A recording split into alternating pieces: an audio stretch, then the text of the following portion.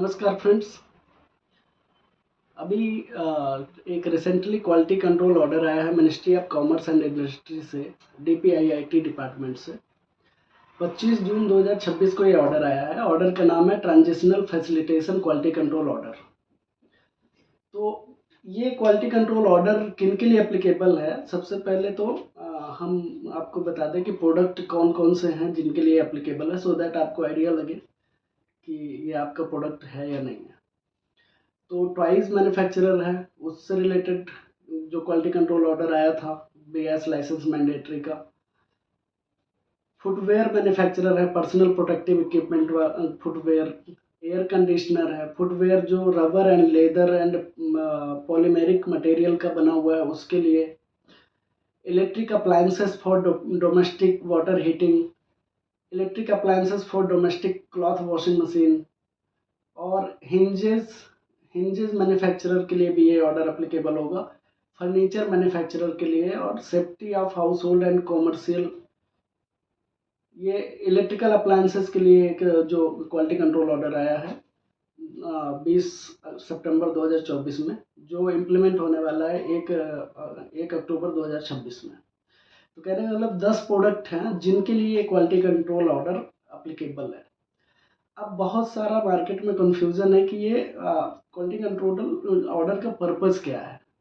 तो बेसिकली इस quality control order का जो पर्पज़ इतना है कि जो भी मैन्युफैक्चरर्स हैं जिनके पास मैन्युफैक्चरिंग फैसिलिटी है बट वो क्वालिटी कंट्रोल करने में उन्हें प्रॉब्लम होती है BIS लाइसेंस स्कीम 1 के अंदर, क्योंकि ये सारे प्रोडक्ट पहले स्कीम 1 में थे।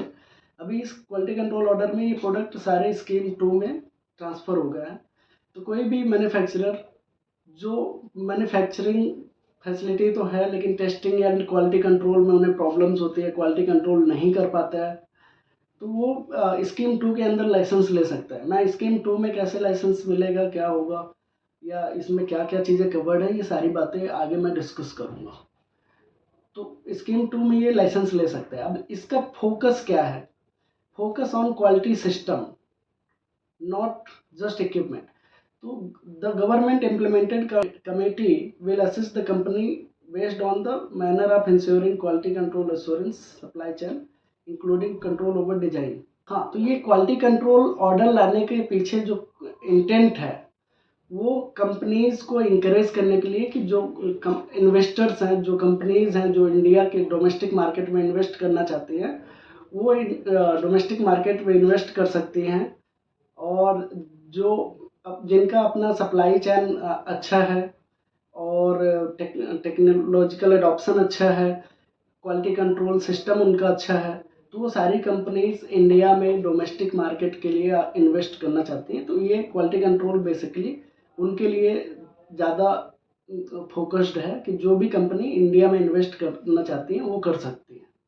तो बेसिकली इस क्वालिटी कंट्रोल ऑर्डर का पर्पस ये है कि इन्वेस्टमेंट हो और मेक इन इंडिया को वो मिले, बूस्ट मिले, कि मेक इन इंडिया प्रोडक्ट ज़्यादा से ज़्यादा मार्केट में अच्छी क्वालिटी के साथ प्रोड्यूस हो और सेल हो। अब इसमें हम बात करें शिफ्टिंग, तो scheme one basically the process था जिसमें छोटे मैन्युफैक्चरर्स या बड़े मैन्युफैक्चरर, कोई भी मैन्युफैक्चरर है, वो सारे मैन्युफैक्चरर के लिए लाइसेंस लेना होता था, जिसमें ऑडिट होती है। ऑडिट होने के बाद BIS लाइसेंस देती है, उसके बाद उन्हें क्वालिटी कंट्रोल की रिस्पॉन्सिबिलिटी मिलती है कि उनको अपने प्रोडक्ट की क्वालिटी कंट्रोल करनी है। सर्विलेंस ऑडिट होती है, उसमें सैंपल फेल होता है, लाइसेंस सस्पेंड भी हो जाता है। तो ये सारे प्रोडक्ट यदि स्कीम 2 में आ जाते हैं तो इसमें ऑडिट नहीं होगी। Scheme 2 basic self declaration kind of scheme होती है, जिसके अंदर आप अपने प्रोडक्ट की टेस्टिंग करके और उसको BIS में एप्लीकेशन सबमिट करते हैं, और BIS में एप्लीकेशन सबमिट करने के बाद इसमें आपको लाइसेंस मिल जाता है। इसकी कोई ऑडिट नहीं होती, प्रोडक्ट में आप लाइसेंस यूज़ कर सकते हैं। तो ये 10 जो क्वालिटी कंट्रोल ऑर्डर है, इनके मैन्युफैक्चरर बिना ऑडिट के ही लाइसेंस ले सकते हैं। लेकिन अब इसमें लिमिटेशन ये है कि कोई भी मैन्युफैक्चरर जो इस स्कीम के अंदर ये क्वालिटी कंट्रोल ऑर्डर को फॉलो करके लाइसेंस लेगा, उसको अपना प्रोडक्ट जो बेचने हैं सिर्फ स्पेसिफाइड अप्रूव्ड कंपनीज को ही बेच सकता है। हाँ, तो हमने बताया कि जो भी क्वालिटी कंट्रोल ऑर्डर पहले था 10 आइटम का, ये क्वालिटी कंट्रोल ऑर्डर स्कीम 1 के अंदर था। स्कीम 1 की प्रोसेस हमने कई बार वीडियोस में बता रखी है, लेकिन यदि आपको फर्दर कुछ क्वेश्चन है आप बात कर सकते हैं। लेकिन अभी जो क्वालिटी कंट्रोल ऑर्डर आया है, ये बेसिकली परमिट करता है कि आप स्कीम 2 के अंदर लाइसेंस ले सकते हैं। स्कीम 2 के अंदर लाइसेंस लेना कंपैरेटिवली ईजी है स्कीम 1 से। तो स्कीम 2 में बेसिकली हम टेस्टिंग के बेस पे एप्लीकेशन सबमिट करते हैं और लाइसेंस ले लेते हैं। इसमें ऑडिट रिक्वायर्ड नहीं होती। तो अब इसमें कंडीशन ये है कि ये इसमें यदि आप लाइसेंस लेते हैं तो ओपन मार्केट में आप डायरेक्टली नहीं बेच सकते। कुछ अप्रूव्ड कंपनीज होंगी जो DPIIT के द्वारा अप्रूव्ड कंपनीज होंगी, उन्हीं को आप सेल कर सकते हैं। तो कौन सी कंपनीज होंगी, उनकी क्या एलिजिबिलिटी है, उस पर भी हम बात करेंगे। तो ये बेसिकली क्वालिटी कंट्रोल ऑर्डर के ये लिमिट है। अब इस क्वालिटी कंट्रोल ऑर्डर में ये भी क्लैरिटी नहीं है कि इंपोर्टर के लिए कोई रिस्ट्रिक्शन है कि नहीं। तो कोई भी कंपनी जो फॉरेन मैन्युफैक्चरिंग में इन्वॉल्व है, फॉरेन में मैन्युफैक्चरिंग करती है, माइट भी कि वो भी स्कीम 2 के अंदर ये इन प्रोडक्ट का लाइसेंस लेके और इंडिया में रजिस्टर्ड कंपनी जो DPIIT द्वारा अप्रूव्ड है, वो उनको मटेरियल सप्लाई कर सकते हैं, डायरेक्ट कस्टमर को सप्लाई नहीं कर सकते। तो ये फॉरेन मैन्युफैक्चरर के लिए भी मे बी या इम्पोर्टर के लिए मे बी इससे सुविधा मिल सकती है। अब हम एलिजिबिलिटी रिक्वायरमेंट क्या है। स्कीम 2 के अंदर लाइसेंस लेने के लिए मैन्युफैक्चरर तो लाइसेंस ले सकता है, बट DPIIT में रजिस्टर होने की एलिजिबिलिटी का रिक्वायरमेंट क्या है, ये समझना ज़रूरी है। तो DPIIT में एप्लीकेशन वही कंपनी कर सकती हैं जो कंपनी एक्ट 2013 के अंडर रजिस्टर्ड है। मतलब कि private limited company, OPC company, या इसके अलावा 1 पर्सन कंपनी है, पब्लिक लिमिटेड कंपनी है, सेक्शन 8 कंपनीज जिसमें NGO या नॉन प्रॉफिटेबल चैरिटेबल ऑर्गेनाइजेशन होती हैं, वो इसके अंदर एप्लीकेशन कर सकती हैं। तो फर्स्ट एलिजिबिलिटी रिक्वायरमेंट है कि कंपनी एक्ट 2013 के अंदर रजिस्टर्ड होनी चाहिए। सेकेंड रिक्वायरमेंट उनकी टेक्निकल कैपेबिलिटीज़ होनी चाहिए उस प्रोडक्ट को हैंडल करने के लिए, कि टेक्निकली प्रोडक्ट की कंप्लायंस पूरी हो रही है कि नहीं। तो उनका क्वालिटी एश्योरेंस सिस्टम स्ट्रांग होना चाहिए, कैपेबिलिटी अच्छी होनी चाहिए, टेक्निकल टीम अच्छी होनी चाहिए उनके पास, इंफ्रास्ट्रक्चर बढ़िया होना चाहिए, लॉजिस्टिक्स उनका अच्छा स्ट्रांग होना चाहिए। तो ऐसी कंपनीज को ये अलाउ करेंगे जो इसमें एप्लीकेशन कर सकती है। तीसरा, क्लीन ट्रैक रिकॉर्ड।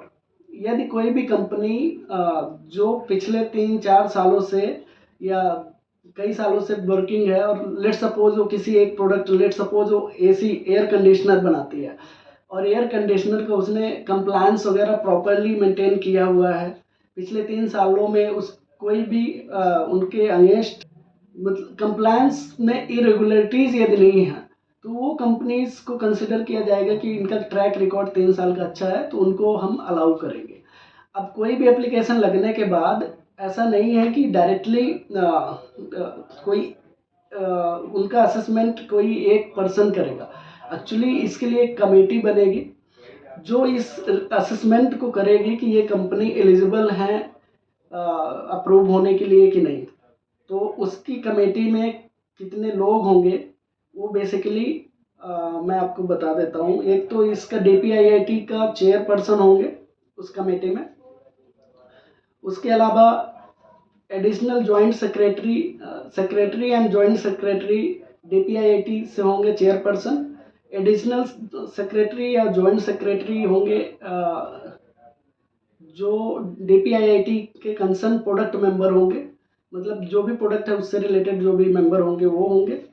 तीसरा, joint secretary department of consumer affairs होंगे। फिर joint secretary department of consumer affairs product member होंगे, कॉमर्स मेंबर होंगे। फिर इसमें representative of director general foreign trade, DGFT से रिप्रेजेंटेटिव होंगे।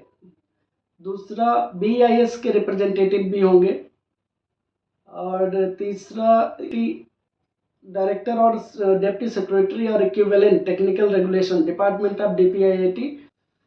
कुल मिला के इसमें कौन कौन से मिनिस्ट्री हैं मैं ये बताना चाहता हूँ। DPIIT के पर्सन होंगे, चेयरपर्सन वहाँ से होंगे, प्रोडक्ट जो भी कंसर्न होगा उसके मेंबर भी होंगे DPIIT से, डिपार्टमेंट ऑफ कंज्यूमर अफेयर्स से भी मेंबर्स होंगे और BIS के भी मेंबर होंगे। तो 5-6 डिफरेंट क्रॉस मिनिस्ट्रीज के मेंबर्स इस कमेटी के पार्ट होंगे जो कंपनीज को अप्रूव करेंगे कि वो अपना लाइसेंस DPIIT के अंदर अप्रूवल ले सकती हैं, उनको अप्रूव करेंगे। अब उसमें वो सारी चीज़ें चेक करेंगे, उनकी technical capabilities, supply chain, logistics and उनका track record, everything they will verify and then they recommend. After recommendation that company will be approved in the DPIIT। और जो भी कंपनी DPIIT में अप्रूव होगी देन उसको सारे मैन्युफैक्चरर जो स्कीम 2 में लाइसेंस ले रहे हैं वो उसको सप्लाई करेंगे। अब इसमें DPIIT पीरियड क्या है, तो ये quality control order basically 5 year के लिए वैलिड है। इस बीच में यदि इसको टर्मिनेट किया जाता है तो जो भी कंपनी अप्रूव्ड होंगी उनका टेन्योर 5 ईयर का वैलिड रहेगा। इसकी जो एप्लीकेशन है DPIIT में जो एप्लीकेशन देना है उसका विंडो 24 मंथ के लिए ओपन है। अभी से जब से ये क्वालिटी कंट्रोल ऑर्डर आया है नेक्स्ट 24 मंथ तक एप्लीकेशन इसमें लगाई जा सकती है। तो ये इसका वैलिडिटी टाइम पीरियड है। इसमें कोई भी कंपनी जो प्रोप्राइटर या पार्टनरशिप या LLP कंपनी है वो एप्लीकेशन नहीं कर सकती DPIIT में। ये एक इम्पॉर्टेंट पॉइंट। हाँ, इसमें इसकी क्लैरिटी नहीं है बेसिकली कि स्कीम 1 में जो लोग लाइसेंस ले रहे हैं क्या उनको भी ये ऑर्डर फॉलो करना पड़ेगा। बेसिकली स्कीम 1 में जिन्होंने लाइसेंस ले लिया है उनको ज़रूरत नहीं पड़ेगी इस ऑर्डर को फॉलो करने की, बट ऐसा कोई इसमें क्लैरिटी स्पेसिफिकली दिया नहीं है इसमें, इस ऑर्डर के अंदर। इम्प्लीमेंटेशन हो गया। अब इस क्वालिटी कंट्रोल ऑर्डर से फ़ायदा क्या क्या है और नुकसान क्या क्या है। तो एक तो बूस्ट मेक इन इंडिया। तो प्राइमरी एडवांटेज ये रहेगा कि इसमें जो कंपनीज इस सप्लाई जिनका manufacturing supply chain capability with in India establish है तो उनको मेक इन इंडिया प्रोडक्ट के लिए उनको इजीली अप्रूवल मिल जाएगा और मेक इन इंडिया प्रोडक्ट वो बना सकता है। Maintain high standard, high safety standard. जब ये कंट्रोल किसी एक कंपनी के पास होगा, सारी छोटी छोटी मैन्युफैक्चरिंग यूनिट्स अपना मटेरियल किसी एक कंपनी के पास सप्लाई करेंगी। तो अब इसका क्वालिटी कंट्रोल ऑर्डर के प्रोज एंड कॉन्स भी डिस्कस कर लेते हैं। एडवांटेज क्या है, सबसे पहले तो बूस्ट मेक इन इंडिया। ये ऑर्डर इनकरेज करेगा कि मैन्युफैक्चरर या कंपनीज इंडिया में इन्वेस्ट करें, अपना सिस्टम इस्टेब्लिश करें, क्योंकि इससे उनको काफ़ी बेनिफिट मिलेगा और उससे make in India product boost होगा। Second, promote innovation and investment. तो कंपनीज को अप्रूवल लेने के लिए उन अपने R&D में, नई टेक्नोलॉजी में, इन सब चीज़ों में वो इन्वेस्ट करेंगी, अपनी कैपेबिलिटीज़ बढ़ाएंगी, डिज़ाइन कैपेबिलिटीज़ को इम्प्रूव करेंगी और टेक्नोलॉजिकल एडवांसमेंट पे वो ध्यान देंगी सो दैट उन्हें अप्रूवल्स मिल सके इस तरह के, क्योंकि वो काफ़ी बड़े मार्केट में उनकी कमांड होगी यदि वो इस DPIIT से अप्रूव्ड होती है। इसकी वजह से इनोवेशन और उनमें काफ़ी बूस्ट मिलेगा और नई नई टेक्नोलॉजी इंडिया में आएंगी। हाई सेफ्टी स्टैंडर्ड, इसमें जैसा कि वही कंपनीज अप्रूव्ड होंगी जिनके पास सिस्टम अच्छा होगा, जिनके पास टेक्निकल क्वालिटी कंट्रोल इंफ्रास्ट्रक्चर अच्छा होगा। अब जिन कंपनी का इंफ्रास्ट्रक्चर एंड सिस्टम सब कुछ अच्छा होगा वो कंपनीज इसमें अप्रूव होने के बाद वो प्रोडक्ट की क्वालिटी एंड बाकी चीज़ों पे ध्यान देंगी जिससे कि सेफ्टी स्टैंडर्ड काफ़ी हाई हो जाएगा। इसमें 5 ईयर के लिए एक जो वैलिडिटी है जिसमें कोई भी विंडो कोई भी कंपनी इसमें रजिस्टर्ड होती है तो 5 साल तक वो कंपनी अपना बिजनेस कर सकती है। और छोटे छोटे बिजनेसेस जो air conditioner, footwear, toy manufacturer, जितने भी छोटे बिजनेसेस हैं, वो 5 ईयर तक इस कंपनी के साथ एक स्मूथ बिजनेस ट्रांजिशन कर सकते हैं। क्योंकि लाइसेंस लेना स्कीम 1 में अपने आप में एक कॉम्प्लिकेटेड प्रोसेस है, तो स्कीम 2 में आने की वजह से काफ़ी ईज ऑफ डूइंग बिजनेस हो जाएगा। इसके कुछ लिमिटेशंस हैं, जिसमें सबसे पहला लिमिटेशन है कि छोटी कंपनीज जैसे कि प्रोप्राइटर, पार्टनरशिप, LLP, ये कंपनीज को DPIIT में अप्रूवल नहीं मिलेगा। हाँ, एज अ मैन्युफैक्चरर ये अपने आप को रजिस्टर कर सकती है। सेकेंड लिमिटेशन है कि लाइबिलिटी बहुत ज़्यादा होगी। जो भी अप्रूव्ड कंपनी होगी उसके ऊपर बहुत ज़्यादा लाइबिलिटी होगी, सर्विलेंसेस होंगे, उसमें मार्केट सैंपल टेस्ट होंगे, और जब भी फेलियर होगा उसको कभी भी टर्मिनेट कर सकता है। थर्ड लिमिटेशन ये है कि मैन्युफैक्चरर जो भी स्कीम 2 में लाइसेंस लेंगे इस ऑर्डर के थ्रू, वो सिर्फ और सिर्फ अप्रूव्ड कंपनीज को ही सेल कर सकते हैं अपना प्रोडक्ट। मतलब पूरा मार्केट इंडिया का उनके लिए डायरेक्टली ओपन नहीं होगा। तो एक ये भी नुकसान है। स्ट्रिक्ट टाइम कॉन्स्ट्रेंट, अब ये ऑर्डर आया है जिसकी वैलिडिटी 5 ईयर है, और एप्लीकेशन करने के लिए सिर्फ 24 मंथ हमें मिले हुए हैं। माइट भी कि ये टाइम बढ़ जाए, बट अभी 24 मंथ के लिए विंडो ओपन है। तो जो लोग भी इसमें अप्लाई कर देंगे वो एक बार DPIIT में अप्रूव्ड हो जाएंगे, एंड उसके बाद जो भी अप्रूव्ड होंगे उनको नेक्स्ट 5 ईयर या मे बी कि उस टाइम गवर्नमेंट कुछ और ऑर्डर लाती है, तब तक वो अपना ये बिजनेस कर सकता है। इसमें एक और रिस्क है कि जब भी क्वालिटी कंट्रोल में कुछ भी ऐसा गवर्नमेंट को लगेगा कि आप कंप्लाई नहीं कर रहे हैं, किसी भी तरह से कोई भी कंडीशन को ब्रीच करता है, क्वालिटी चेक को फेल करता है, और किसी भी तरह का ऐसा इरेगुलरिटीज नोटिस की जाती है, तो इस जो भी कंपनी DPIIT में अप्रूव्ड है उनको कैंसिल किया जा सकता है इमीडिएटली। तो ये सारे रिस्क है। तो बेसिकली मैं अपने सारे पॉइंट्स को एक बार समराइज कर देता हूँ। ये क्वालिटी कंट्रोल ऑर्डर 25 जून को आया है 2026 में DPIIT से, ministry of commerce and industry से, DPIIT डिपार्टमेंट से। बेसिकली ये ऑर्डर क्या है, कुछ प्रोडक्ट थे जिनको भी स्कीम 1 के अंदर 10 प्रोडक्ट हैं जिनकी लिस्ट मैंने आपको बता दी। 10 प्रोडक्ट हैं जिनको क्वालिटी कंट्रोल ऑर्डर स्कीम 1 का आया हुआ था, बट अभी क्वालिटी कंट्रोल ऑर्डर स्कीम 2 का के अंदर इसको चेंज किया गया है। मतलब कोई भी मैन्युफैक्चरर स्कीम 2 का लाइसेंस ले सकता है इजीली।